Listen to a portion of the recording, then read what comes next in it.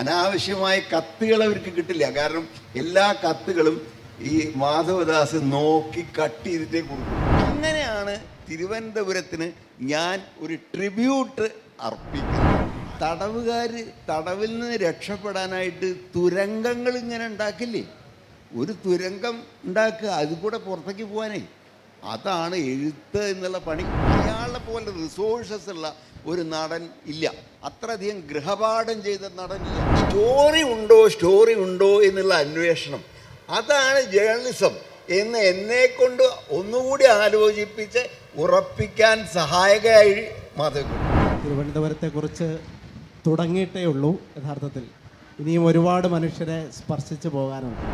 ആ റെയിലിങ് പിടിച്ചിട്ട് വേണം അവർക്ക് വീട്ടിൽ അടുക്കളയെന്ന് ഈ ഡ്രോയിങ് റൂമിലെത്താം. കളരിപ്പയറ്റൊക്കെ പഠിച്ച് ശരീരത്തിനെ എങ്ങനെ ഉലയാനും എങ്ങനെയും ചലിപ്പിക്കാനും പ്രാപ്തി നേടിയിട്ടുള്ള തിരുവനന്തപുരം എന്നുള്ളത് എനിക്ക് മറക്കാൻ പറ്റാത്ത, ഔദ്യോഗിക ജീവിതത്തിൽ എനിക്ക് വളരെയധികം തന്ന, മറക്കാൻ പറ്റാത്ത, പാടില്ലാത്ത ഒരു സ്ഥലമാണ്.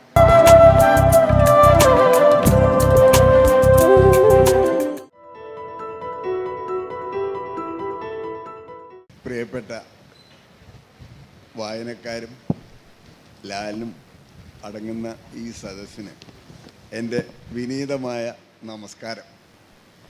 ഞാൻ തിരുവനന്തപുരത്ത് വന്നത് 1984 സെപ്റ്റംബർ 23 ഇവിടുന്ന് പോയത് 1985 ജൂൺ മാസത്തോടു കൂടിയാണ്. അങ്ങനെ ഏറെ ഒരു 10 മാസത്തോളമാണ് ഞാൻ ഇവിടെ താമസിച്ചത്. പക്ഷെ അത് ഇൻറ്റൻസായിട്ട് തന്നെ താമസിക്കുകയും ചെയ്തു. അതുകൊണ്ടാണ് എനിക്ക് അതിൻ്റെ പല നാഡിമിടിപ്പുകളും അറിയാൻ കഴിയും. അന്നിവിടെ വളരെ സർഗാത്മകത മുറ്റി നിന്ന ഒരു പ്രദേശമായിരുന്നു. എഴുത്തുകാർ ധാരാളം, അയ്യപ്പ പണിക്കർ, നരേന്ദ്രപ്രസാദ്, അങ്ങനെ ശിവകുമാർ, പിന്നെ സിനിമക്കാർ, ഇങ്ങനെ വലിയ എഴുത്തുകാരുടെയും സിനിമാ പ്രവർത്തകരുടെയും നാടകക്കാരുടെയൊക്കെ വലിയ സമൂഹത്തിലേക്കാണ് ഞാൻ പെട്ടെന്ന് ഒരു ദിവസം വൈകുന്നേരം വന്നു ചേർന്നത്. ഞാൻ ജഗതിയിൽ താമസിക്കുന്ന VP ശിവകുമാറിൻ്റെ വീട്ടിലാണ് ആദ്യം എത്തിച്ചേർന്നത്. ജോലി കഴിഞ്ഞു അവിടെ എത്തിച്ചേർന്നു. അപ്പോൾ അവിടെ എത്തിച്ചേർന്നപ്പോഴേക്ക് കുറച്ച് കഴിയുമ്പോൾ നരേന്ദ്രപ്രസാദ് വന്നു, ദേശമംഗൽ രാമകൃഷ്ണൻ വന്നു, VP ശിവകുമാർ വന്നു, പല ആളും വന്നു. ശിവകുമാർ ഒന്നും VP ശിവകുമാർ എൻ്റെ അടുത്ത സുഹൃത്താണ്. അനവധി കാലമായിട്ട് പട്ടാമ്പിയിലായിരുന്നു അദ്ദേഹം. അപ്പോൾ അദ്ദേഹം നമുക്ക് നാടക റിഹേഴ്സൽ കാണാൻ പോകണ്ടേ, ഒരു മുഖപൂരിയില്ല, നാടക റിഹേഴ്സൽ കാണാൻ പോകണ്ടേ, പോവാ. അട്ടക്കുളങ്ങര സ്കൂളിൻ്റെ ആ മുറ്റത്ത് അദ്ദേഹം നരേന്ദ്രപ്രസാദ് സംവിധാനം ചെയ്യുന്ന ചെറുകാടിൻ്റെ ശനിദശ എന്ന് നാടകം കളിക്കണം. അങ്ങനെ നാടക കളി, പിന്നെ അതല്ലാതെ ഈ അഴിഞ്ഞുലഞ്ഞ സാഹിത്യ ജീവിത കടമനിട്ട അങ്ങനെയല്ലേ, അതൊക്കെ നമുക്ക് കാണാൻ കഴിയും. ഞാൻ അതിലേക്കല്ല വരുന്നത്. ഇവിടെ ഉണ്ടായിരുന്ന ചില വ്യക്തികളുണ്ട്. ഉദാഹരണത്തിന് മാധവിക്കുട്ടി.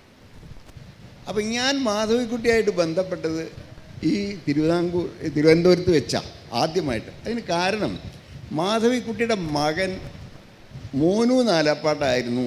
MD നാലാപ്പാട്ട് എന്നാണ് അദ്ദേഹത്തിൻ്റെ ഔദ്യോഗിക നാമം.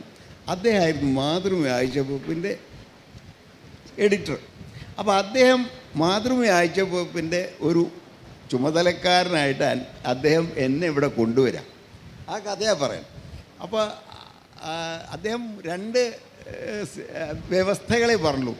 ഇപ്പോൾ അതിൻ്റെ സർക്കുലേഷൻ 1,00,000 സ്റ്റെബിലൈസ് ചെയ്യണം. രണ്ടാമത് അതിൻ്റെ പ്രസ്റ്റീജിന്, ഞങ്ങളുടെ വീട്ടിലൊക്കെ ഏറ്റവും ദിനപത്രത്തിനേക്കാൾ അധികം മാനിച്ചിരുന്നത് ആഴ്ചപ്പതിപ്പിന്, ആ പ്രസ്റ്റീജിന് ഒരു അണുവിട പോലും കുറവ് വരുന്നത്. അങ്ങനെ കൊണ്ടുപോകണം, ബാക്കിയൊക്കെ താനായി തൻ്റെ പാടായി. അങ്ങനെ അദ്ദേഹം ഒന്നുകൂടി കൂട്ടിച്ചേർത്തു. എനിക്ക് സാഹിത്യം അറിയില്ല, പക്ഷേ എൻ്റെ അമ്മയ്ക്കറിയാം, അമ്മയുടെ അമ്മയ്ക്കും അറിയാം. അപ്പോൾ ഇടയ്ക്ക് നിങ്ങൾ എൻ്റെ വീട്ടിലേക്കൊക്കെ വരും, നിങ്ങൾക്ക് അവരെയൊക്കെ പരിചയപ്പെടാമല്ലോ. അങ്ങനെ ഞാൻ മാധവിക്കുട്ടിയുടെ വീട്ടിൽ നിത്യസന്ദർശകൻ എന്ന് പറയാവുന്ന വിധത്തിലുള്ള ഒരു അതിഥിയായിട്ട് അവിടെ ചെന്നു. അപ്പോൾ അവിടെ ചെന്നു, ചായ തരും, അതൊക്കെ തരും, വർത്തമാനം തന്നെ. അന്ന് മാധവിക്കുട്ടിക്ക് അങ്ങനെ സന്ദർശകരൊന്നുമില്ല, വളരെ അപൂർവമായിട്ടേ സന്ദർശകരുള്ളൂ. ആ സന്ദർശകരെ തരംതിരിച്ച് വേണോ വേണ്ടയോ എന്ന് നിശ്ചയിച്ച് കടത്തിവിടുന്നത് മാധവദാസാണ്.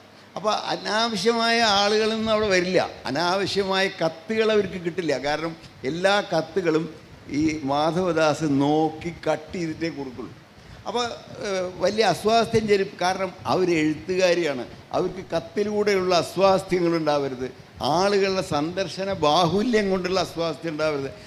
ഇങ്ങനെ പ്രൊട്ടക്റ്റ് ചെയ്ത് ഒരു ഭർത്താവിനെ ഞാൻ കണ്ടില്ല. അതുപോലെ തന്നെ ആയിരുന്നു VM നായർ ബാലാമണിയമ്മയെ പ്രൊട്ടക്റ്റ് ചെയ്തു.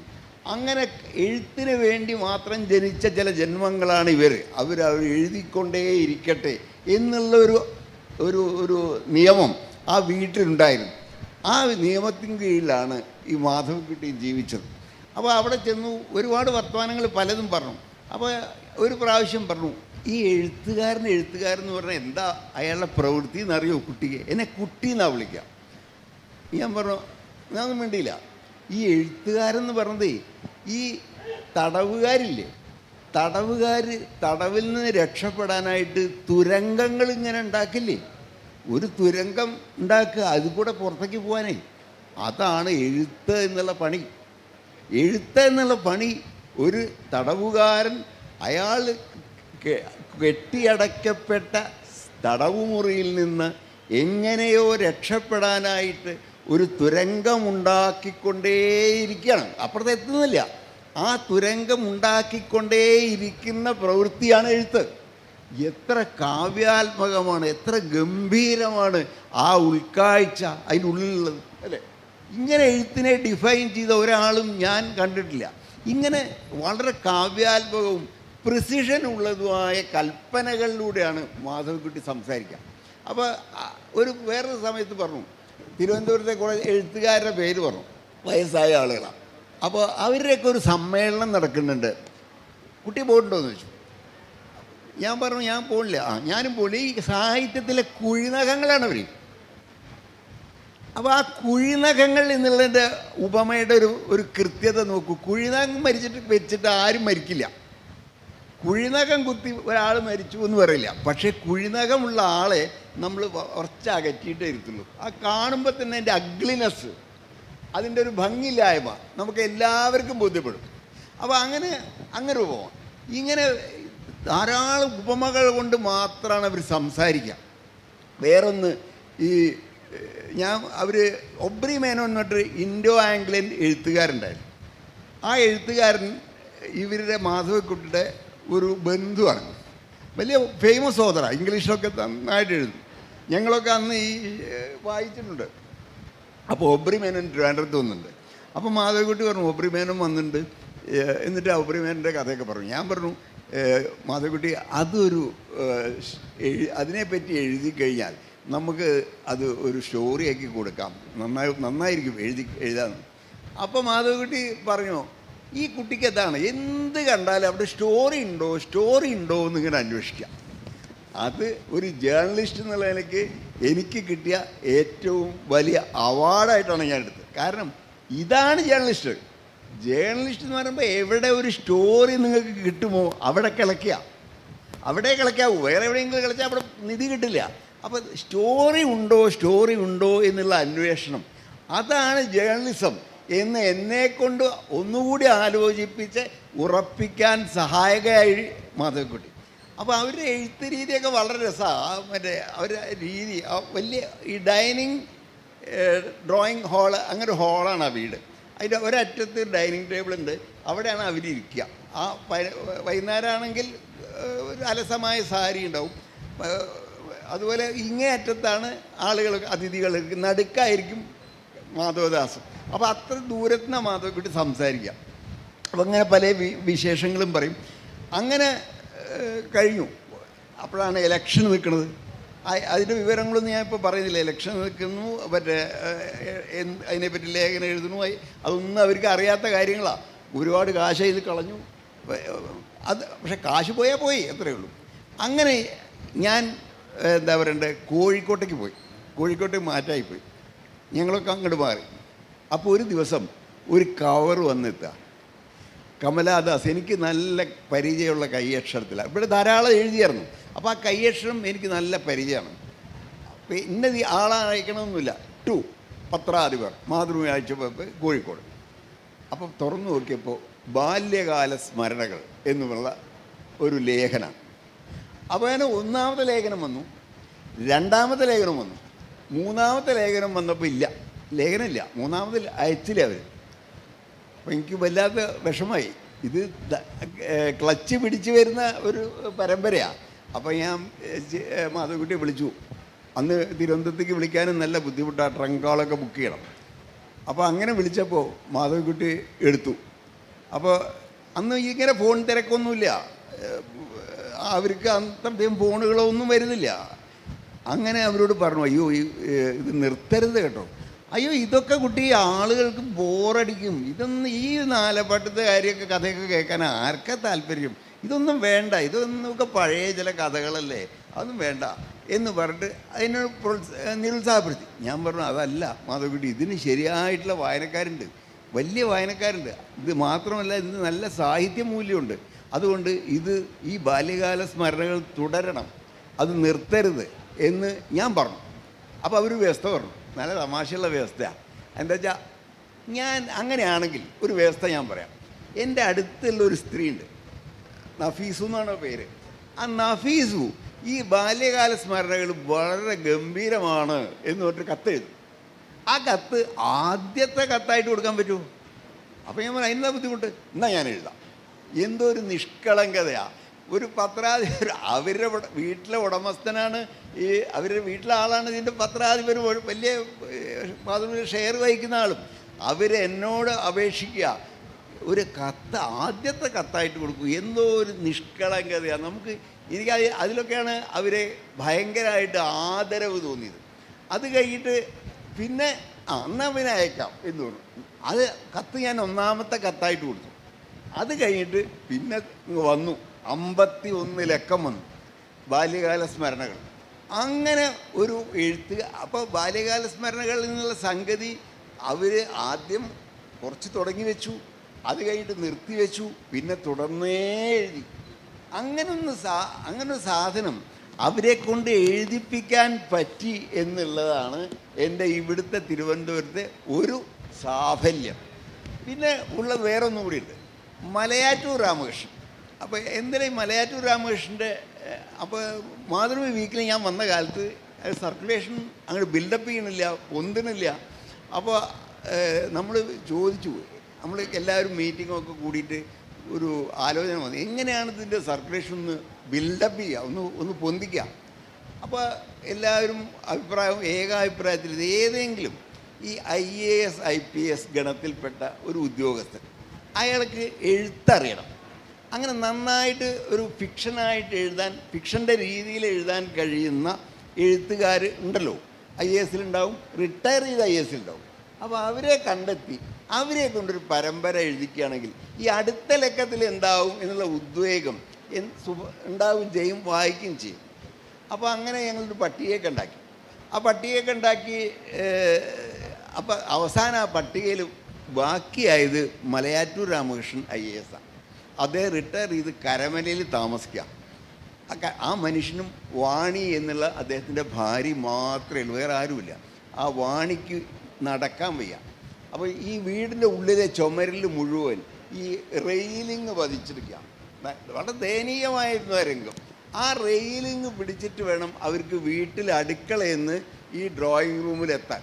നേരിട്ട് നടക്കാൻ പറ്റില്ല, വാക്കറൊന്നും പറ്റില്ല. ഈ റെയിലിങ് പിടിച്ച് ഇത്രയും നേരം വലിപ്പമുണ്ടെങ്കിൽ അങ്ങനെ ആ ചുമരിൽ ആ റെയിലിങ് ഘടിപ്പിച്ച ആ കമ്പി പിടിച്ചിട്ട് വേണം അവർക്ക് വരാൻ. അവർ രംഗപ്രവേശം ചെയ്തുമില്ല. ഇദ്ദേഹമാണ് ഉള്ളത്. ഇദ്ദേഹത്തിന് വേണ്ട സാധനങ്ങളും സാമഗ്രികളും മദ്യപാനത്തിന് ഏർപ്പാടൊക്കെ ആയിട്ടൊരു ഒരാളുണ്ട്, ഒരു സെർവൻ്റ് ഉണ്ട്. അയാൾക്കായിട്ട് ആ കോമ്പൗണ്ടിലൊരു വീടും കെട്ടിക്കൊടുത്തിട്ടുണ്ട്. അങ്ങനെയാണ് അവിടെ താമസം, വളരെ ഏകാന്തനായിട്ടുള്ള വാസം. അപ്പോൾ ഞാൻ ചെന്നു, കണ്ടു, പരിചയപ്പെട്ടു. എനിക്ക് മുൻപരിചയമൊന്നുമില്ല, ഒരു പത്രക്കാരന് ഒരാളെ കാണാൻ മുൻപരിചയം വേണ്ട. ചെന്നു. അപ്പോൾ എന്താ കാര്യം എന്നൊക്കെ ചോദിച്ചു. ഞാൻ പറഞ്ഞു, മലയാറ്റൂർ ഒരു കാര്യം ചെയ്യണം, ഈ IASൻ്റെ ഒരു ഓർമ്മകൾക്കുണ്ടാവില്ല, സംഭവങ്ങളും ഒക്കെ, അതൊക്കെ എഴുതണം. അങ്ങനെ ശകാരിച്ചു. എന്താ നിങ്ങൾ പറഞ്ഞത്? ഞാൻ ഔദ്യോഗിക രഹസ്യ നിയമം അനുസരിച്ച് സത്യപ്രതിജ്ഞ ചെയ്തിട്ട് സർവീസ് കയറിയ ആളാണ്. ഇനി ഞാൻ അതൊക്കെ എഴുതുക, അത് നടക്കില്ല, നടക്കുന്ന കാര്യമല്ല അത്. ഒരു യാചകനോ പത്രാധിപരോ നിരാശപ്പെടാൻ പാടില്ല. രണ്ടുപേർക്കും നിരാശയ്ക്ക് അവകാശമില്ല. യാചകനാണ് പത്രാധിപർ, ഇപ്പം അതല്ലേ ചെയ്യണേ. അപ്പോൾ നിരാശപ്പെട്ടു പോകും. ഇയാളിപ്പോൾ വലിയ അവസ്ഥയിലാണ്, ഞാൻ പോണില്ല എന്ന് പറഞ്ഞാൽ എന്ത് ചെയ്യാം? യാചകന് ഭിക്ഷ കിട്ടില്ല, അത്രേ ഉള്ളൂ. അപ്പോൾ അങ്ങനെ ഭിക്ഷാന്തേഹിയായിട്ടാണ് ഞാൻ പോണത്. അപ്പോൾ ഞാൻ അന്ന് മടക്കി. ഒരാഴ്ച കൂടി ഞാൻ കഴിഞ്ഞു, ഇല്ല ഒരാഴ്ച ഒന്നരാഴ്ച കഴിഞ്ഞ് വീണ്ടും ചെന്നു. അപ്പോൾ അയാൾ ഇതന്നെ ഭാവം. ഞാൻ പറഞ്ഞു, ഒന്ന് ഈ ഔദ്യോഗിക രഹസ്യമൊന്നും വേണ്ട, നമ്മൾ ഈ ഔദ്യോഗിക ജീവിതത്തിൽ ഒരുപാട് വ്യക്തികളെ കണ്ടിട്ടുണ്ടാവുമല്ലോ, ആ വ്യക്തികളെ പറ്റിയൊക്കെ എഴുതാലോ. അപ്പോൾ പുള്ളി ഒന്ന് ഒരു അയഞ്ഞു, ആ മുറുക്കൊക്കെ ഒന്ന് വിട്ടു. അങ്ങനെ സാധ്യത പുള്ളി ആലോചിച്ചിട്ടില്ല. അതാവാം. എന്നാൽ പക്ഷേ ഞാൻ തകഴിച്ചേട്ടനോടൊന്ന് ചോദിക്കട്ടെ. തകഴിച്ചേട്ടനാണ് അദ്ദേഹത്തിൻ്റെ ഗുരു പല കാര്യങ്ങളിലും. അപ്പോൾ തകഴിച്ചേട്ടൻ ഇത് ഓക്കെ എന്ന് പറയുകയാണെങ്കിൽ ഞാൻ എഴുതും, അല്ലെങ്കിൽ കഴിഞ്ഞു. പിന്നെ അതിനെപ്പറ്റി നമ്മൾ സംസാരിക്കും വേണ്ട. അപ്പോൾ ഞാൻ ഇവിടെ വന്ന് ആദ്യമേ ഓഫീസിൽ പറഞ്ഞു, ഇങ്ങനെയാണ് തകഴിച്ചേട്ടനാണ് ഇപ്പോൾ ഇന്നെ രക്ഷിക്കാനുള്ള ഒരാൾ, നമ്മളെയൊക്കെ രക്ഷിക്കാൻ പോകുന്ന ഒരാൾ അയാളാണ്. അതിനെന്താ? അപ്പോൾ അവിടുത്തെ മറ്റേ അസിസ്റ്റൻ്റ് എഡിറ്റർ പറഞ്ഞു, നമുക്ക് റിപ്പോർട്ടറൊക്കെ പറഞ്ഞു നമുക്ക് തകഴിച്ചേട്ടനെ വിളിക്കാമല്ലോ, നമ്മൾ കസ്റ്റഡിയിലുള്ള ആളല്ലേ, എം എം വർഗീസ് ആലപ്പുഴ കറസ്പോണ്ടൻ്റാണ്, അദ്ദേഹത്തിനോട് പറഞ്ഞ തകഴിയുടെ ഫ്രണ്ടല്ലേ. അതെ, ഞാൻ പറഞ്ഞു അത് വേണ്ട, നമ്മൾ ഇടപെട്ടിട്ട് തകഴയെ കൊണ്ട് ശുപാർശ ഒന്നും ചെയ്യിപ്പിക്കേണ്ട. അദ്ദേഹം വിളിച്ചിട്ട് അടുത്ത ഊഴത്തിൽ ഞാൻ ചെല്ലുമ്പോൾ അനുകൂലമായിരിക്കും ചിലപ്പോൾ മറുപടി. അങ്ങനെയാണെങ്കിൽ ആരുടെയും ശുപാർശ ഇല്ലാതിനാവാലോ. ഞാൻ അടുത്ത ലക്കത്തിൽ ചെന്നപ്പോൾ പുള്ളിയുടെ മുഖത്തൊരു ചെറിയ പുഞ്ചിരിയുണ്ട്, മലയാറ്റിലുണ്ട്. അപ്പോൾ പുള്ളി ഇങ്ങനെ പറഞ്ഞു, അനിയ സക്സസ്ഫുള്ളായി കേട്ടോ, തകഴിച്ചേട്ടൻ എസ് എന്ന് പറഞ്ഞിട്ടുണ്ട്. അപ്പോൾ എനിക്ക് വലിയ സന്തോഷമായി. അപ്പോൾ പിന്നെ ചായയൊക്കെ കൊണ്ടുവന്നു, മറ്റേ വർത്തമാനമൊക്കെ ലഘുവായി. അപ്പോൾ അതൊക്കെ കഴിഞ്ഞിട്ട് ഞാൻ, എന്ത് തരും നിങ്ങൾ, പൈസ എന്ത് തരും എന്ന് ചോദിച്ചു. അപ്പം ഞാൻ പറഞ്ഞു, പൈസയെ പറ്റിയൊന്നും മലയാറ്റൂർ ഒന്നും ആലോചിക്കേണ്ട, ഇറ്റ് ഈസ് യുവർ ബാർഗെയിൻ, അതുകൊണ്ട് പറഞ്ഞോളൂ. 84 സെപ്റ്റംബർ ആണ് കാലം. അപ്പോൾ പൈസയ്ക്ക് ഇന്നത്തെ ഉറുപ്പ്യല്ല അന്നത്തെ ഉറുപ്പ്യ. അപ്പോൾ എന്ത് തരണം, എന്താണ് ആഗ്രഹിക്കണതില്ലേ, ആവശ്യപ്പെടുന്നത്. അപ്പോൾ അദ്ദേഹം പറഞ്ഞു, എനിക്ക് 1 ലക്കത്തിന് 500 രൂപ വേണം. ഇന്ന് കേൾക്കുന്ന ആളുകൾക്ക് 500 രൂപ എന്ന് പറഞ്ഞാൽ എത്ര തുച്ഛമാണ്, ഒരു ലഞ്ചിന് തികയില്ല, അത്രയേ ഉള്ളൂ. പക്ഷെ അന്ന് അതല്ല, അന്ന് തിരുവനന്തപുരത്തെ ശമ്പള സ്കെയിലിൽ 500 ഒന്നും ഒരു ചെറിയ സംഖ്യയല്ല. അപ്പോൾ പുള്ളി കണക്കാക്കിയിട്ടുണ്ടാവും 2000 രൂപ ഒരു മാസം കിട്ടും, ഒരു കൊല്ലം 25,000 രൂപ ഒരു കൊല്ലം, തിരക്കില്ലാത്ത തുകയാണ് എന്ന് വിചാരിച്ചിട്ടാണ് അയാൾ പറഞ്ഞത്. ഞാൻ പറഞ്ഞു ഡൺ, ഏറ്റു. പുള്ളി വളരെ പ്ലസൻ്റായി. ശരി, ഞാൻ 3 അധ്യായം ജൂൺ ഫസ്റ്റ് വീക്കിന് തരാം, ഞാൻ മെയിലെത്തണം. 3 അധ്യായം നിങ്ങളിവിടെ വന്ന് കൊണ്ടേക്കോളും, ബാക്കി ഞാൻ പോസ്റ്റിൽ അയച്ചു തരാം എന്ന് പറഞ്ഞിട്ട് ഈ മലയാറ്റൂരിൻ്റെ ഈ സംഗതി വന്നു. അപ്പോൾ അന്നൊന്നും ഒരു ആളുകളുടെ എഴുത്തുകാരുടെ പരമ്പര പ്രസിദ്ധീകരിക്കുമ്പോൾ അത്ര പബ്ലിസിറ്റി ഒന്നും കൊടുക്കില്ല, ചെറുതായിട്ട് കൊടുക്കത്തേ ഉള്ളൂ. പക്ഷേ ഇത് കേരളം മുഴുവൻ മലയാറ്റൂർ രാമകൃഷ്ണൻ്റെ ചിത്രം വെച്ച പോസ്റ്റർ അടിച്ചിട്ട് ഇത് കേരളത്തിലെ എല്ലാ പ്രധാന കവലകളിലും അതൊട്ടിച്ചു. ഈ മറ്റേ അടുത്ത ലക്കം അസംബ്ലി മന്ദിരത്തിൻ്റെ കവറ്, അതിൽ മലയാറ്റൂരിൻ്റെ സ്റ്റോറി, സർവീസ് സ്റ്റോറി എന്നാണ് അത് നമ്മൾ പേരിട്ട്. അങ്ങനെ സ്റ്റോറി ഒന്നും മലയാളത്തിലില്ല, ഞാനിട്ട പേരാ സർവീസ് സ്റ്റോറി. എൻ്റെ IAS ദിനങ്ങൾ അത് വലിയ ഹിറ്റായി എന്ന് പറഞ്ഞു കഴിഞ്ഞാൽ എല്ലാ ആഴ്ചയും 5000-6000 കോപ്പി ഈ വീക്കിലി കൂടാൻ തുടങ്ങി. ഇതൊന്നും എൻ്റെ മേനയായിട്ടല്ലോ പറഞ്ഞത്, ആത്മപ്രശംസ ആയിട്ട് എടുക്കരുത്. ജേർണലിസത്തിലെ രീതികളും വഴികളും ഒക്കെ എന്താണ് എന്ന് ജേർണലിസത്തിൽ താല്പര്യമുള്ള ആളുകൾക്കും അല്ലാത്തവർക്കും ഒന്ന് കമ്മ്യൂണിക്കേറ്റ് ചെയ്യാമെന്ന് മാത്രമേ ഞാൻ പറയുന്നുള്ളൂ. അങ്ങനെ ഈ സർക്കുലേഷൻ പെട്ടെന്ന് ഇങ്ങനെ കൂടാൻ തുടങ്ങി. അതിനോടൊപ്പം ബാല്യകാല സ്മരണകൾ വന്നു, ചർച്ചകൾ വന്നു. ഇങ്ങനെ പിന്നീട് ഞാൻ പോകുന്നവരാക അത് 1,21,000 സ്റ്റെബിലൈസ് ചെയ്തു. അപ്പോൾ ഇത് എൻ്റെ ഒരു വിജയകഥ മാത്രമല്ല, മാതൃഭൂമി ആഴ്ചപ്പതിപ്പ് തിരുവനന്തപുരത്ത് വെച്ച് തുടങ്ങി വെച്ച ഒരു വിജയകഥയുടെ പരിസമാപ്തിയാണ്. തിരുവനന്തപുരത്തിനാണ് അത് തുടങ്ങിയത്. അങ്ങനെയാണ് തിരുവനന്തപുരത്തിന് ഞാൻ ഒരു ട്രിബ്യൂട്ട് അർപ്പിക്കുന്നത്. ആ ട്രിബ്യൂട്ട് തിരുവനന്തപുരത്തിൻ്റെ പ്രതിനിധികളായി ഇവിടെ ഇരിക്കുന്ന എല്ലാവർക്കും ഇന്ന് കയ്യേറ്റു വാങ്ങാവുന്നതാണ്. അന്ന് ഈ നാടിൻ്റെ ഗുണം കൊണ്ട് തന്നെയാണ്. അപ്പോൾ അത് ഞാൻ എന്നും ഓർമ്മിക്കും. നമ്മൾ മാധവിക്കുട്ടിയെ പറ്റി സാറ് പറഞ്ഞു. മാധവിക്കുട്ടി 1984 ഇവിടെ പാർലമെൻറ്റ് ഇലക്ഷന് മത്സരിക്കുന്നത്. എ ചാൾസും നീലലോഹിതദാസൻ നാടാരുമായിരുന്നു വലതുപക്ഷത്തിൻ്റെയും ഇടതുപക്ഷത്തിൻ്റെയും സ്ഥാനാർത്ഥികൾ. മാധവിക്കുട്ടിക്കിന്ന് 7.5 ലക്ഷം വോട്ടർമാരിൽ നിന്ന് 2000-ൽ താഴെ വോട്ടാണ് മാധവിക്കുട്ടിക്ക് ലഭിച്ചത്. BJT ഹാളിലെ സുകുമാർ അഴീക്കോടാണെന്ന് തോന്നുന്നു ഇലക്ഷൻ ക്യാമ്പയിൻ ഉദ്ഘാടനം ചെയ്തത്. ഈ ദ്വന്ദ്വ വ്യക്തിത്വം എങ്ങനെയായിരിക്കും മാധവിക്കുട്ടിയിൽ വർക്ക് ചെയ്തിട്ടുണ്ടാവുക എന്നുള്ളത്? മാധവിക്കുട്ടിക്ക് ഞാൻ കണ്ടെടുത്തോളം ഒരു തരത്തിലുള്ള യാഥാർത്ഥ്യബോധമില്ല. അഥവാ യാഥാർത്ഥ്യം എന്നുള്ളത് അവർ നിർമ്മിക്കുന്ന ഒരു യാഥാർത്ഥ്യം. ഞാൻ എപ്പോഴും അതെൻ്റെ ഉപമയാണ്. ഞാൻ പറയുക, ഒരു ചെലന്തി അതിൻ്റെ തന്നെ വല ഉണ്ടാക്കിയിട്ട് അതിൽ പാർക്കുന്ന പോലെയാണ് എന്ന് പറയും. നമ്മളെല്ലാവരും അങ്ങനത്തെ കൊച്ചു കൊച്ചു ചിലന്തികളാണ്. നമ്മളതായ ഒരു ചെറിയ യാഥാർത്ഥ്യം നമ്മൾ നമുക്ക് താമസിക്കാനായിട്ടുണ്ടാക്കും. നമ്മളെ വീടാക്കും ഇതിനെ. അത് ചെറിയ അളവിൽ ആ സ്വപ്നലോകം നമുക്ക് എല്ലാവർക്കും ചുറ്റുമുണ്ട്. നമ്മൾ അതിലാണ് വസിക്കുന്നത്. അതില്ലാത്ത പൂർണ്ണമായിട്ടും വസ്തുനിഷ്ഠ യാഥാർത്ഥ്യത്തിൽ ആരും വസിക്കുന്നില്ല.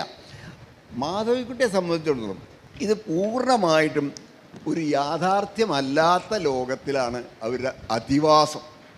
ഇപ്പം അവർ ആളുകളെ കാണുന്നതൊക്കെ കഥാപാത്രങ്ങളാക്കി മാറ്റാനുള്ള സാധ്യതയുണ്ടോ എന്ന് നോക്കി. ഒരാളെ കണ്ടു കഴിഞ്ഞാൽ അവരെ ഒരു കഥാപാത്രമായിട്ടാണ് കാണുക, അല്ലാതെ ആളായിട്ടല്ല കാണുക.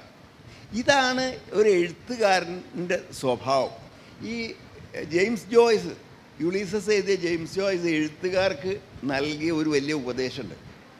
അത് ഒന്നാമത്, നിങ്ങൾക്ക് വീട്ടുപാർപ്പ് വേണ്ട, എക്സൈലാണ് നല്ലത്. പിന്നെ സദാസമയം പ്രസംഗിച്ച് നടക്കുക, അതരുത്, സൈലൻസാണ് വേണ്ടത്. പിന്നെ ഉള്ളതാണ് എന്തിനേയും എഴുത്താക്കി മാറ്റുക. എന്തും നിങ്ങൾക്ക് ഈ ലോകം എന്നുള്ളതിന് ഇപ്പോൾ ഒരു ജീവിയാണെങ്കിൽ ജീവിക്ക് ഈ ലോകം മുഴുവൻ തിന്നാനുള്ള വസ്തുവാണ്. അതുപോലെ എഴുത്തുകാരന് തിന്നാനും ആ തീറ്റയെ വേറൊന്നാക്കി മാറ്റാനും ഉള്ള ഒരു അസംസ്കൃത വസ്തുവാണ് ഈ ലോകവും മനുഷ്യരും. അതല്ലാതെ വേറൊന്നുമല്ല. എൻ്റെ മനസ്സും ഒക്കെ ആ എഴുതാനുള്ള ഒരു അസംസ്കൃത വസ്തുവാണ് എന്നുള്ള ഉറച്ച ഒരു വിശ്വാസം മാധവിക്കുട്ടിക്കുണ്ടായിരുന്നു. മിക്ക എഴുത്തുകാരനാണോ ഇങ്ങനെ കാണാൻ പറ്റുള്ളൂ. നിങ്ങൾക്കുള്ള വിഭവമാണ് ഈ ലോകം. നിങ്ങൾക്ക് എഴുതി മറ്റൊന്നാക്കി മാറ്റി തീർക്കാനുള്ള ഒരു യഥാർത്ഥമായി കഴിഞ്ഞിട്ടില്ലാത്ത ഒരു മിഥ്യാലോകത്തിൻ്റെ സംഗതിയാണ് ഈ ലോകം എന്ന് ഉറച്ച് വിശ്വസിച്ച് വെള്ളക്കടലാസല്ല, ആ വെള്ളക്കടലാസിൽ ഞാൻ എഴുതുമ്പോൾ ആ ലോകം ഇങ്ങനെ ഉണ്ടായി വരും. അതാണ് ഈ എഴുത്തുകാരൻ സൃഷ്ടിക്കുന്ന മാജിക് എന്ന് പറയുന്നത്. എഴുതി ഉണ്ടാക്കുന്ന ലോകം, ആ എഴുതി ഉണ്ടാക്കുന്ന പ്രവൃത്തി ഇല്ലാതാകുമ്പോൾ എഴുത്തുമില്ല, ലോകമില്ല. അങ്ങനൊരു മനസ്സ് മാധവിക്കുട്ടിക്കുണ്ട്.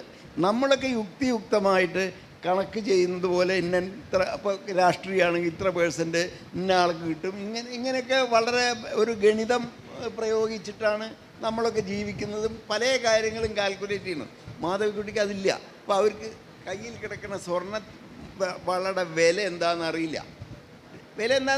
അത് ആ ജോലിക്കാർ ചോദിച്ചപ്പോൾ അവരതങ്ങ് ഊരിക്കൊടുത്തു. കാരണം അതിപ്പോൾ 3 പവൻ ഉണ്ടാവും. അപ്പോൾ അന്നത്തെ വില 1 ലക്ഷം ഉറുപ്പ്യാണ്. അയ്യോ, അതിപ്പോൾ 1 ലക്ഷം ഉറുപ്പ്യ വേലക്കാരിക്ക് കൊടുക്കാമെന്ന് പറഞ്ഞാൽ ആർക്കാ സഹിക്കാൻ പറ്റില്ല. ഇവർക്കൊന്നുമില്ല, വളയല്ലേ, ആ കുട്ടിയല്ലേ ചോദിച്ചത്, നമുക്ക് ഊരി കൊടുക്കാലോ എന്ന് പറഞ്ഞ് അതങ്ങൾ ഊരി കൊടുക്കും. ഈ ദാനം ഇങ്ങനെയൊക്കെ ഇതൊക്കെ ചെയ്യുന്നത് ഒരു വേറെ വാല്യൂ അല്ല.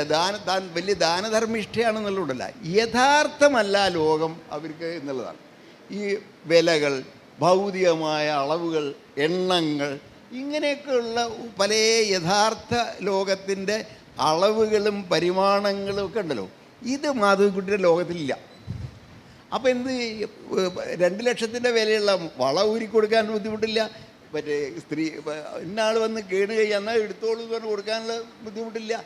അങ്ങനെ യഥാർത്ഥമേ അല്ലാത്ത മിക്കവാറും ഇത് സ്വപ്നം എന്നും പറയാൻ പറ്റില്ല, ഒരു ഭാവനയിൽ സൃഷ്ടിച്ച ഒരു ലോകത്തിലാണ് അവർ ജീവിച്ചത്. അതുകൊണ്ട് അങ്ങനത്തെ ഒരാൾക്ക് എലക്ഷൻ പോലെ അത്യന്ത ഭൗതികമായ മനുഷ്യൻ്റെ ജാതി മതവും ഒക്കെ കണക്കിലെടുത്ത് സർവ്വ പരിപാടികളും കണക്കിലെടുത്ത് മാത്രം പ്രവർത്തിക്കേണ്ട ഒരു സാധനമാണല്ലോ എലക്ഷൻ. അത് മാധവിക്കുട്ടിക്ക് പറ്റില്ല. 2000 വോട്ടിന് കിട്ടിയ എത്ര അത്ഭുതമായി എന്നുള്ളതാണ് നമ്മളെന്ന് പറഞ്ഞത്. അവർക്ക് അതൊന്നും അറിയില്ല. അവർക്ക് എങ്ങനെ ഇലക്ഷൻ പ്രചാരണത്തിന് പോകാമെന്നറിയില്ല. അവരെ അതിനെ നിരുത്സാഹപ്പെടുത്തിയാൽ ചുണ്ടിയെടുക്കും, ഭയങ്കര ചുണ്ടിയെടുക്കും. മാധവിക്കുട്ടിയുടെ മകൻ മോനു നാലപ്പാട്ട് പറഞ്ഞു, അമ്മേ ഇതിന് ഒരുപാട് പൈസ ചിലവാകും. പൈസയൊക്കെ മോനു നമുക്ക് ഉണ്ടാക്കാം, പൈസയൊക്കെ പൊക്കോട്ടെ, നമുക്കിവിടെ എന്തെല്ലാം പ്രശ്നങ്ങളുണ്ട്, അതൊക്കെ ശരിയാക്കട്ടെ. ഇങ്ങനെയാണ് അവരുടെ വളരെ നിഷ്കളങ്കവും ഒക്കെ ആയിട്ട് എന്തോ ഒരു ശുദ്ധിയാണ് അവരുമായിട്ട് സംസാരിക്കുമ്പോൾ. ഞാൻ അതാണ് ഭയങ്കര പ്യൂരിഫൈഡ് ആവും, നമ്മൾ വളരെ പ്യൂരിഫൈഡ് ആവും. അവരുടെ ആ സംസാരത്തിൻ്റെ കവിതയും അവരുടെ ഈ തരത്തിലുള്ള അയഥാർത്ഥ ലോകത്തിൻ്റെ ഉള്ളിലാണ് നിവസിക്കുന്നത് എന്നുകൊണ്ട് വരുന്ന ആ ഒരു വിശുദ്ധി ഉണ്ടല്ലോ, യാഥാർത്ഥ്യം അതിനെ സ്പർശിക്കുന്നില്ല. അതുകൊണ്ടാണ് വിശുദ്ധി. അല്ലാണ്ട് യഥാർത്ഥ മനുഷ്യത്തിൽ പുണ്യവാളത്തെയായിട്ട് ജീവിക്കുകയല്ല ചെയ്യണത്. ഇതേ സ്പർശിക്കുന്നില്ല. ഇത് രണ്ടും വളരെ വ്യത്യാസമുണ്ട്. യഥാർത്ഥ ലോകത്തിൽ സന്യാസിയോ ഋഷിയോ മഹർഷിയോ ഒക്കെ ആയിട്ട് ജീവിക്കുമ്പോൾ നിങ്ങളതിനെ അങ്ങനെ കാണുക. ഇതതൊന്നല്ല. ആ യഥാർത്ഥ ലോകം എന്താണെന്ന് തന്നെ അറിയില്ല. മറിച്ച് താൻ നിർമ്മിച്ച ഒരു ലോകത്തിൽ അളവുകളില്ല, കണക്കുകളില്ല, വിലകളില്ല, അങ്ങനത്തെ യാതൊന്നും ഇല്ലാത്ത ആ ലോകത്തിലാണ് അവർ ഈ ചിലന്തി അതിൻ്റെ തന്നെ വലയിൽ ജീവിക്കുന്നത് പോലെ ഈ മാധവിക്കുട്ടി. അതുകൊണ്ടാണ് എലക്ഷൻ ഫൈറ്റ് ചെയ്യാനോ അതിലൊന്നും അവർക്ക് അറിയാല്ല. 2000 വോട്ട് ശരി, 2 ലക്ഷം വോട്ട് അത് അവരെ സംബന്ധിച്ച് ഒരു വ്യത്യാസമില്ല. അതാണ് ആ മാധവിക്കുട്ടിയുടെ വ്യത്യാസം. പറഞ്ഞോളൂ, അടുത്ത ചോദ്യം. അന്ന് മാധവിക്കുട്ടിയെ പോലെ തന്നെ ഇവിടെ ഒരു യുവത്വം ഉണ്ടായിരുന്നു. അതായത് നരേന്ദ്രപ്രസാദ്, VP ശിവകുമാർ, നരേന്ദ്രപ്രസാദ്, അവരുമായിട്ടുള്ള ഉണ്ടായിരുന്നു. ഞാൻ ആദ്യം ഇവിടെ വന്ന ദിവസം തന്നെ അട്ടക്കുളങ്ങര UP സ്കൂളിലെ മൈതാനത്തേക്കാണ് പോകുന്നത്. അവിടെ ശനിദശ എന്നുള്ള ചെറുകാടിൻ്റെ നാടകം അദ്ദേഹം അത് നോവലായിട്ട് എഴുതിയത്. അത് നരേന്ദ്രപ്രസാദ് ചിട്ടപ്പെടുത്തിയിട്ട് അഭിനയിപ്പിക്കുകയാണ്. നരേന്ദ്രപ്രസാദ് വളരെ സ്ട്രിക്റ്റ് ഡയറക്ടറാണ്. അയാൾ ആളുകളെ അനുസരിപ്പിക്കും, കൽപ്പിക്കും, ശിക്ഷിക്കും ഒക്കെ ചെയ്യും. വളരെ വളരെ ഗംഭീരമായിട്ടുള്ള ഇതാണ്. അപ്പം നടൻ മുരളി അതിൽ അഭിനയിക്കുന്നുണ്ട്. അപ്പോൾ മുരളി ആണ് ഞാൻ കണ്ട അത്ഭുതകരമായ വൈഭവമുള്ള ഒരാൾ. അദ്ദേഹത്തിൻ്റെ ശരീരം എന്ന് പറഞ്ഞാൽ ഈ എജൈൽ എന്ന് പറയില്ലേ, അനുനേയം, ഫ്ലെക്സിബിൾ, അത് വളരെയധികം ഉള്ളതാണ്. അതെങ്ങനെയാണെന്ന് വെച്ച് കഴിഞ്ഞാൽ ഈ ആദ്യം അത് കളരിപ്പയറ്റൊക്കെ പഠിച്ച് ശരീരത്തിനെ എങ്ങനെ ഉലയാനും എങ്ങനെയും ചലിപ്പിക്കാനും പ്രാപ്തി നേടിയിട്ടുള്ളതാണ്. അത് കഴിഞ്ഞിട്ട് മാർഗിയിൽ പോയിട്ട് പരമ്പരാഗതമായ കേരളത്തിലെ കൂടിയാട്ടം പോലുള്ള തിയേറ്ററിൽ എങ്ങനെയാണ് നിങ്ങൾ അഭിനയം പഠിപ്പിക്കുക, അത് അവിടെ പഠിക്കും. അങ്ങനെ തിയേറ്ററിൻ്റെ ഓരോ സംഗതികളും ഏൻഷ്യൻ തിയേറ്ററിൽ എങ്ങനെയാണ് അഭിനയിക്കുക, ഇന്നത്തെ അഭിനയ പദ്ധതികളിൽ ഇതെങ്ങനെയാണ് അഭിനയിക്കുക, ലോക നാടകവേദികളിൽ എങ്ങനെയാണ് അഭിനയിക്കുക. ഇങ്ങനെ ഒരു നടൻ എന്ന് പറയുന്നത് ഇത്രയധികം അനുശീലനം നടത്തിയ ഒരാളില്ല. രണ്ടാമത് അയാളുടെ ശബ്ദം എന്ന് പറയുന്നത് അത് വളരെ ലോലമാവാനും വളരെ മുഴങ്ങാനും ഒക്കെ പ്രാപ്തിയുള്ള വേറൊരു അനുനേയതയുണ്ട്. അപ്പം ശരീരം ഫ്ലെക്സിബിളാണ്, ശബ്ദം അതേപോലെ ഫ്ലെക്സിബിളാണ്. അപ്പം ഇത് രണ്ടും കൂടി ചേർന്നപ്പോഴേക്ക് മുരളി ഒരു അസാമാന്യ ഞാൻ അയാളന്ന് ഈ യൂണിവേഴ്സിറ്റി ഓഫീസിൽ ജോലിക്കാരനാണ്. അപ്പോൾ എൻ്റെ സുഹൃത്തുക്കൾ എൻ ഗംഗാധരൻ അങ്ങനെ ഒരുപാട് ആളുണ്ട്. അപ്പോൾ ഞാൻ അന്ന് ആ നാടകം കണ്ടപ്പോൾ പറഞ്ഞു, ഈ മുരളി താമസിയാതെ മലയാളത്തിലെ ഏറ്റവും വലിയ നടനാവാൻ പോവാ. നമുക്കത് കണ്ട എല്ലാവർക്കും മനസ്സിലാവും. അത് അതേപോലെ പിന്നീട് അദ്ദേഹം ഭരത് കിരീടം നേടി. അത്ര ഗംഭീര ഏത് റോളും ഇങ്ങനെ അതിസുന്ദരമായിട്ടും ആ ശബ്ദത്തിൻ്റെ മുഴക്ക വ്യത്യാസം, ആ ചലനത്തിൻ്റെ ഒരു ഗാംഭീര്യം, എന്ത് തരത്തിലും അങ്ങനെ ഒരു നടനെ ഞാൻ കണ്ടിട്ടില്ല. അത് ഇത്രയധികം ഗൃഹപാഠം ചെയ്യുന്ന, അഭിനയത്തിന് വേണ്ടി ഇത്രയധികം ഗൃഹപാഠം ചെയ്തിട്ടുള്ള ഒരു നടനും മലയാളത്തിലില്ല, ഉറപ്പാണ്. അതുപോലെ അവർ മാത്രമല്ല, ഗോപകുമാർ, നെടുമുടി വേണു, അങ്ങനെ വേറൊരു സെറ്റ്, അത് ഞാൻ വരുന്നതിൻ്റെ മുമ്പ് കഴിയണം. അപ്പോൾ ഇത് രണ്ടാം നിരയാണ്. ഈ കാവാലത്തിൻ്റെ നാടകത്തിലെ രണ്ടാം നിരക്കാരാണ് ഇവരൊക്കെ. ഇവരുടെയൊക്കെ കളികളുടെ റിഹേഴ്സലുകളാണ് രാത്രികൾ. അത് 11 മണി വരെ 12 മണി വരെയൊക്കെ നീണ്ടു നിൽക്കും. അതിൽ മദ്യപാനുണ്ട്, എല്ലാം ഉണ്ട്. പക്ഷേ ഇതുണ്ടാക്കുന്ന നാടകത്തിനെ പറ്റിയുള്ള സംഭാഷണങ്ങൾ, നാടകത്തിനെ പറ്റിയുള്ള ചർച്ചകൾ, ഇതെല്ലാം കൂടി വേറൊരു എഡ്യൂക്കേഷൻ നമുക്ക് രാത്രി കിട്ടുക. അപ്പോൾ പകൽ ഈ മാധവക്കുട്ടി അങ്ങനെയുള്ള മലയാറ്റൂർ ഇങ്ങനെയൊക്കെയുള്ള ആളുകളുമായിട്ടുള്ള ഒരു സമ്പർക്കം. രാത്രി ഈ നാടക കലാകാരന്മാർ, അത് BP ശിവകുമാർ അതിൽ നാടകം എഴുതിയിട്ടുണ്ട്, അതുപോലെ നരേന്ദ്രപ്രസാദ്, പിന്നെ ഈ മുരളി നല്ല സാഹിത്യാസ്വാദകനാണ്. ആശാൻ്റെ കരുണ ഒരു നടൻ്റെ കണ്ണിലൂടെ എങ്ങനെയാണ് എന്ന് അദ്ദേഹം ലേഖനം എഴുതിയിട്ടുണ്ട്. അതിൽ ഓരോ വശവും ഓരോ വരികളിലും ഒരു തിയേറ്ററുണ്ട് എന്നാണ് അദ്ദേഹം പറഞ്ഞത്. ആ വാസവദേവത്തിൻ്റെ നോട്ടങ്ങൾ, അങ്ങനെ നാടക അഭിനേതാവിൻ്റെ കണ്ണുകളിലൂടെ കരുണ വായിക്കാം. അങ്ങനെ വളരെ വ്യത്യസ്തമായ അസാധാരണമായ നോട്ടപ്പാടുകളുള്ള ഒരാളാണ് മുരളി. ഈ സാധാരണ സിനിമാ നടന്മാരെ പോലെ ഒരാളെ അല്ല, ആണെന്ന് നമ്മൾ സിനിമ കണ്ടിട്ട് വിചാരിക്കുകയാണ്. അങ്ങനെയുള്ള ഇതൊന്നും ഈ വർഗത്തിലേ പെടുന്ന ഒരാളല്ല. ഇപ്പം മമ്മൂട്ടിയുണ്ട്, മോഹൻലാലുണ്ട്, ഇങ്ങനെ ഒരുപാട് നടന്മാരുണ്ട്. പക്ഷേ അതിലൊന്നും പെടാത്ത ഒരാളാണ് നടൻ മുരളി എന്ന് ഞാൻ പറയും. എല്ലാവരും യോജിക്കോ ഇല്ലേ അറിയില്ല. അയാളെ പോലെ റിസോഴ്സസ് ഉള്ള ഒരു നടൻ ഇല്ല. അത്രയധികം ഗൃഹപാഠം ചെയ്ത നടനില്ല. അല്ലാണ്ട് എതിർച്ചയാ വന്ന് ചേർന്നല്ല. അയാൾ നടനാവാൻ പഠിച്ച് എന്തും അതിന് ത്യജിച്ച് യൂണിവേഴ്സിറ്റിയിലെ ജോലി കഴിഞ്ഞിട്ടാണ് ഈ പണിയൊക്കെ. അങ്ങനെയുള്ളൊരു നടനെ ഞാൻ കണ്ടു. പിന്നെ വേറെ ഒരുപാട് നടന്മാരുണ്ടായിരുന്നു, അവരെ കണ്ടു, ഈ എഴുത്തുകാരെ കണ്ടു. അങ്ങനെയാണ് എനിക്ക് ഇവിടെ ഒരു ധന്യമായിട്ടുള്ള തുടക്കം ഈ തിരുവനന്തപുരത്ത് നിന്ന് കിട്ടിയത്. അതുകൊണ്ട് ഞാൻ തിരുവനന്തപുരം എന്നുള്ളത് എനിക്ക് മറക്കാൻ പറ്റാത്ത, ഔദ്യോഗിക ജീവിതത്തിൽ എനിക്ക് വളരെയധികം മറക്കാൻ പറ്റാത്ത, പാടില്ലാത്ത ഒരു സ്ഥലമാണ്. രാത്രികളെ പറ്റി അല്പം കൂടി പറയാമെന്ന് തോന്നുന്നു. ഹരിപ്രസാദ് ചൗരസ്യ അത് വലിയ ഇതാണ്. അതായത് ഇവിടെ വന്നപ്പോൾ ഈ എന്താണ് സൂര്യ ഫെസ്റ്റിവൽ എന്ന് പറയുമ്പോൾ വളരെ വലിയ സംഗതിയാണ്. അന്ന് അവിടെ ഈ തിരുവനന്തപുരത്ത് മാത്രമേ നടക്കുള്ളൂ, അത്രയും ഗംഭീരമായിട്ട്.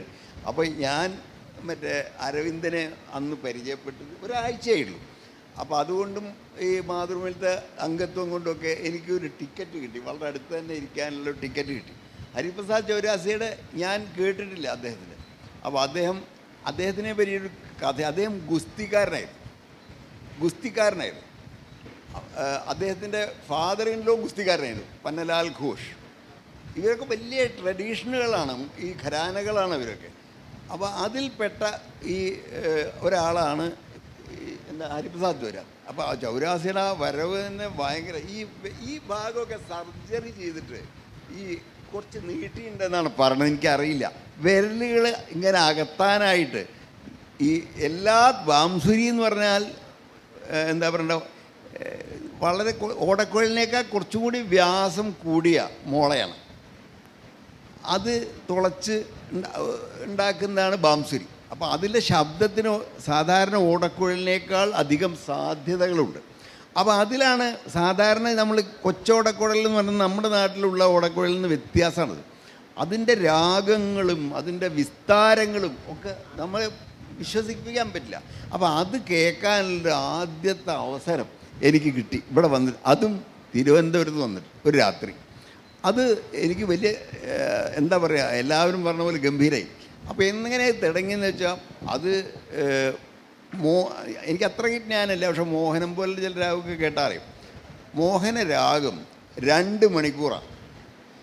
അത് ആദ്യം തുടങ്ങുക ഏറ്റവും സ്ലോ ആയിട്ടാണ്, ഏറ്റവും മന്ദം അല്ലെങ്കിൽ വിളംബിത കാലത്തിലാണ്. ഇന്ത്യയിലെ എല്ലാ കഥനകലയും നരേഷൻ്റെ കലയും സംഗീതത്തിൻ്റെ കലയും ഒക്കെ വിളംബത്തിന് വലിയ പ്രാധാന്യമുള്ളതാണ്. വിളംബിതം അത് മഹാഭാരതത്തിൽ കഥ പറയുകയാണെങ്കിൽ വിളംബിതത്തിലാണ്. 420 പേജ് കഴിയണം നമ്മൾ കഥയിലേക്കെത്താൻ. എന്നിട്ട് വേണം കഥാകാരനെ സൃഷ്ടിക്കാൻ. കഥാകാരൻ ജനിക്കണേലൂ, ഇത് കഥാപാത്രമല്ല. കഥാകാരൻ ആയ വ്യാസൻ ജനിക്കണമെങ്കിൽ 420 പേജ് കഴിയണം. അപ്പോൾ നോക്കൂ എത്ര മെല്ലെയാണ് ആ കഥ പോണത്. അത്ര മെല്ലെയാണ് ഈ എന്താണ് സംഗീതത്തിൻ്റെ ഇതും പോണത്. ഇത് കേരളത്തിലുണ്ട്. കേരളത്തിൽ ഇപ്പോൾ എന്താ പറയണ്ടേ, ഇപ്പോൾ പഞ്ചവാദ്യം ഈ ആദ്യത്തെ കാലം എന്ന് പറയുന്നത് അതിൻ്റെ അക്ഷരകാലം നോക്കിക്കഴിഞ്ഞാൽ 900 ചിലാനാണ് ഒന്നാം കാലം. പഞ്ചാരിമേളം 96 അക്ഷരകാലമാണ്. ഒരു അടി അടിച്ച് 96 എണ്ണുന്നവരെ നിങ്ങൾക്ക് ചായയൊക്കെ കുടിച്ചു വരാം. അത്ര വിളംബത്തിലാണിത്. ആ വിളംബത്തിൻ്റെ മന്ദഗതിയുടെ ഘടനയാണ് ഇന്ത്യയിൽ കഥ പറച്ചിലിനും സംഗീതമാലപിക്കുന്നതിനും കൊട്ടിനും ഒക്കെ ജീവിതത്തിനും ഉള്ളത്. വളരെ സ്ലോ ആയിട്ട്. അപ്പോൾ അത് സ്ലോ എന്ന് പറയുമ്പോൾ ചിന്മയാനന്ദൻ്റെ ഒരു പ്രസിദ്ധമായ പുസ്തകമുണ്ട്, ഹെയ്സൻ സ്ലോലി. ഹെയ്സൻ സ്ലോലി. നിങ്ങൾ ബന്ധപ്പെടൂ, വളരെ വളരെ വളരെ പതുക്കെ ബന്ധപ്പെടൂ. ഈ വൈരുദ്ധ്യമാണ്, പതുക്കെ ബന്ധപ്പെടൂ എന്നുള്ളതാണ് ഇന്ത്യയിലത്തെ ഒരു തത്വം എന്നാണ് ചിന്മയാനന്ദൻ ആ പുസ്തകത്തിൽ സ്ഥാപിക്കുന്നത്. അങ്ങനെ പതുക്കെ മാത്രം ബന്ധപ്പെടുന്ന ഒരു കഥന ഇന്ത്യൻ നരേഷൻ്റെ ഒരു പാരമ്പര്യമാണ് സംഗീതത്തിലും ഒക്കെ ഉള്ളത്. അത് തന്നെയാണ് ചൗരാസ്യ അവലംബിക്കുന്നത്. ഒരു മന്ദഗതിയിൽ അതിവിളംബത്തിൽ അങ്ങനെ തുടങ്ങി അതിങ്ങനെ 2 മണിക്കൂറാകുമ്പോഴേക്ക് അത് നമ്മളറിയാതെ വളരെ ലേശം സ്പീഡ് കൂടി ദ്രുതത്തിലേക്ക് കടന്നുണ്ട്. പിന്നെ അതിങ്ങനെ കൂടി കുറച്ചും കൂടിയും ദ്രുതമായി, പിന്നെ അതിദ്രുതമായി, പിന്നെ നമ്മളറിയാത്തൊരു വേഗത്തിൻ്റെ മൂർച്ചയിലേക്ക് അത് പോവുക. 2-2.5 മണിക്കൂർ വേണം. അതിൻ്റെ ഇടയിൽ ഈ ഒരു എല്ലാ സ്വരങ്ങൾക്കും, മോഹനത്തിലുള്ള എല്ലാ സ്വരങ്ങൾക്കുമുള്ള വിസ്താരങ്ങളൊക്കെ അദ്ദേഹം കാണിക്കും. നമ്മളത് കഴിഞ്ഞു കഴിഞ്ഞാൽ ഞാൻ ശരിക്കും മനസാ നമസ്കരിച്ചു. അങ്ങനെ നമ്മളെ വിഭ്രമിപ്പിച്ചു. അപ്പം ഞാനത് കഴിഞ്ഞപ്പോൾ അരവിന്ദൻ, കാർട്ടൂണിസ്റ്റ്, അന്ന് സിനിമക്കാരനായിട്ടുണ്ട്. അപ്പോൾ അദ്ദേഹത്തിനോട് ചെന്ന് കണ്ടു. അപ്പോൾ അരവിന്ദൻ്റെ ഈ ചെറിയ മനുഷ്യരും വലിയ ലോകവും എന്നുള്ള കാർട്ടൂൺ പരമ്പര മാതൃഭൂമിയിൽ അച്ചടിച്ച് വന്ന് 1962 മുതൽ 75 വരെ ഉണ്ടായിരുന്നു. അപ്പോൾ അതിലൊരു കഥാപാത്രമുണ്ട്, ഗോപി. അപ്പോൾ ഗോപി നാട്ടിൽ വരുമ്പോൾ എന്താ കൊണ്ടുവരുന്നത്? പന്നലാൽ ഘോഷിൻ്റെ ഒരു ഡിസ്ക്കാണ് കൊണ്ടുവരുന്നത്. അപ്പോൾ പന്നലാൽ ഘോഷിൻ്റെ ഡിസ്ക് കൊണ്ടുവന്നത് ആ രാമും എല്ലാവരും അടങ്ങിയ സദസ്സിന് വലിയ ഉത്സവമായി. നമുക്ക് കേൾക്കാം. ഗുരുജി അവരൊക്കെ ഇരുന്ന് കേട്ടു. അപ്പോൾ അവരെല്ലാവരും ആ 1 മണിക്കൂർ കാസറ്റ്, 1 മണിക്കൂറൊക്കെ ആ ഡിസ്ക് തോന്നി. ആ ഡിസ്ക് കേട്ടു. അപ്പോൾ അതിൽ ഗുരുജിയുടെ ഒരു കമൻ്റാണ്, അതായത് വൃന്ദാവനത്തിൽ ശ്രീകൃഷ്ണൻ ഗോപികമാരുടെ മുമ്പിൽ വെച്ച് ആ ഓടക്കുഴൽ ചെയ്തതെല്ലാം സത്യമാണ് എന്ന് എനിക്ക് ബോധ്യമായി. എത്ര ഗംഭീരം! അതുപോലെ ആ അന്ന് ചെയ്തതെല്ലാം അത്ഭുതമല്ല, അത് സത്യമാണ് എന്ന് നമുക്കും ബോധ്യമാവുന്ന മട്ടിലാണ് ആ അദ്ദേഹത്തിൻ്റെ ആ വാംസരി വായന. അപ്പം ഞാൻ അരവിന്ദനോട് പറഞ്ഞു, അരവിന്ദൻ ഇതിനെ പറ്റിയിട്ട് ഒരു ലേഖനം എഴുതണം. അപ്പോൾ അരവിന്ദൻ ഞാൻ പറഞ്ഞു, ഞാൻ എഴുതാറൊന്നുമില്ല, എനിക്ക് എഴുതിയാലൊന്നും ശരിയാവില്ല, ഞാൻ വരയ്ക്കാം, അത്രയൊക്കെ പറ്റുള്ളൂ. ശരി, എന്തായാലും എഴുതി, ഒരു 1/2 പേജ് എഴുതി. എന്നിട്ട് ആ കാർട്ടൂണിലെ പഴയ ആ സന്ദർഭം ഉണ്ടല്ലോ, ഈ പന്നലാൽ ഘോഷിൻ്റെ ഡിസ്ക് കൊണ്ടുവന്ന് പ്ലേ ചെയ്യുന്നത്, അത് അനുബന്ധമായിട്ട് ഞാൻ ആ ചിത്രം കൊടുത്തു. അങ്ങനെയാണ് ഞാൻ ആദ്യത്തെ ലക്കം, ഇവിടെ വന്നിട്ടുള്ള എൻ്റെ ആദ്യത്തെ മാതൃഭൂമി ആഴ്ചപ്പതിപ്പ് ലക്കം ഞാൻ പ്രസിദ്ധീകരിക്കുന്നത്. അപ്പോൾ അതും എനിക്ക് വല്ലാത്ത നാടകം, സംഗീതം എല്ലാത്തിലും ഒരു വലിയ തുടക്കത്തിനും വലിയ വിദ്യാഭ്യാസത്തിനുമുള്ള ഇടമായി എന്നുള്ളതാണ്. അതുപോലെ മാധവിക്കുട്ടി, മലയാറ്റൂർ രാമകൃഷ്ണൻ, ഇങ്ങനെ നരേന്ദ്രപ്രസാദ്, വി ശിവകുമാറും നരേന്ദ്രപ്രസാദിനെ ഞാൻ മുമ്പേ തന്നെ അറിയും. പക്ഷേ ബാക്കി ആളുകളെയൊക്കെ ഞാൻ പരിചയപ്പെട്ട, മാധവിക്കുട്ടി ആദ്യമായിട്ടാണ് കാണുന്നതും പരിചയപ്പെടുന്നതും വർത്തമാനം പറയുന്നതും. പിന്നെ എത്രയോ തവണ അവർ കണ്ടു. അപ്പോൾ ഞാൻ മറ്റേ ഭാഷാഭൂഷണിലേക്ക് മാറിയ പിന്നെ എൻ്റെ ദേശം എന്ന് പറഞ്ഞിട്ട് പരമ്പര ചെയ്യണ്ടായിരുന്നു. അപ്പോൾ ഈ മാധവിക്കുട്ടി ആളെ ആക്കുന്നതിൽ വലിയ വിദഗ്ധയാണ്. നമ്മളെ ആക്കും. ഓവർ സ്മാർട്ടായി കഴിഞ്ഞാൽ ശരിയാവില്ല. അപ്പോൾ അവരുടെ മുഖചിത്രം കൊടുത്തിട്ട് ഞാൻ പറഞ്ഞു, മാധവിക്കുട്ടിയുടെ ആ സാരിയൊക്കെ വളരെ മനോഹരമായിട്ട്, എഴുത്തും വളരെ ഗംഭീരമായി, പിന്നെ ആ സാരിയൊക്കെ നന്നായിട്ട് കേട്ടോ. അപ്പോൾ ഞാൻ ടി വിയിൽ ഇത് വായനശാല എന്നൊരു പരിപാടി ചെയ്യുന്നുണ്ട്. അപ്പോൾ അത് കണ്ടിട്ട് അത് കണ്ടിട്ടുണ്ട് അവർ പറഞ്ഞു ഞാൻ കണ്ടിട്ടുണ്ടോ, I like that orange shirt very much. അതാണ്. അല്ലാണ്ട് ഇത് ഈ ഇതാണ് അടിക്കുള്ള തിരിച്ചടി. അത് കാരണം നിങ്ങൾ എഴുതിയ കണ്ടൻറ് എന്താ, ഞാൻ കണ്ടൻറ് എന്താ നിങ്ങൾ പറഞ്ഞ. അതുകൊണ്ട് എനിക്ക് നിങ്ങളുടെ കണ്ടൻറ്റിനെ പറ്റിയും പറയേണ്ട കാര്യമില്ല. നിങ്ങളുടെ ഷർട്ട്, എൻ്റെ സാരിയെ പറ്റിയല്ലേ പറഞ്ഞു, അതുകൊണ്ട് നിങ്ങളുടെ ഷർട്ടിനെ പറ്റിയേ പറയുന്നുള്ളൂ. അങ്ങനെയുള്ളൊരു മറ്റേ ടിറ്റ് ഫോർ ടാറ്റും ഒക്കെ ഭയങ്കരമായിട്ടുള്ള ഇൻ്റലിജൻ്റായ സ്ത്രീയാണ് ഇവർ. ഈ ആക്കണേൻ്റെ വേറൊരു ഉദാഹരണം, ഈ ബാലചന്ദ്രൻ എന്ന് പറഞ്ഞിട്ട്, പി ബാലചന്ദ്രൻ എന്ന് പറഞ്ഞിട്ട് സ്കൂൾ ഓഫ് ഡ്രാമ അല്ല ഈ MG യൂണിവേഴ്സിറ്റിയിലെ അധ്യാപകൻ ഉണ്ടായിരുന്നു. നാടക സംവിധായകനും നാടക നടനും പിന്നീട് സിനിമാ നടനുമൊക്കെ ആയി മാറിയ ആളാണ്. അപ്പോൾ അയാൾ എന്താണ് രാമായണത്തിനെ ബേസ് ചെയ്തുകൊണ്ടൊരു നാടകം എഴുതി. അത് പ്രകാശിപ്പിക്കുന്നത് മോഹൻലാലാണ്.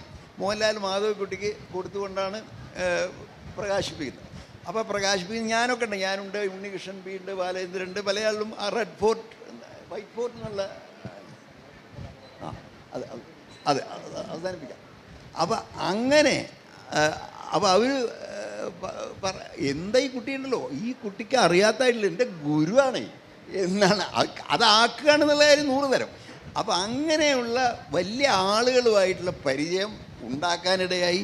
അങ്ങനെ സമ്പന്നമായിട്ടൊരു ഒരു എഡിറ്റോറിയൽ ജീവിതത്തിന് ഇവിടെ തുടക്കമായി എന്നുള്ള ഈ തിരുവനന്തപുരത്തിനോടുള്ള നന്ദിയാണ്.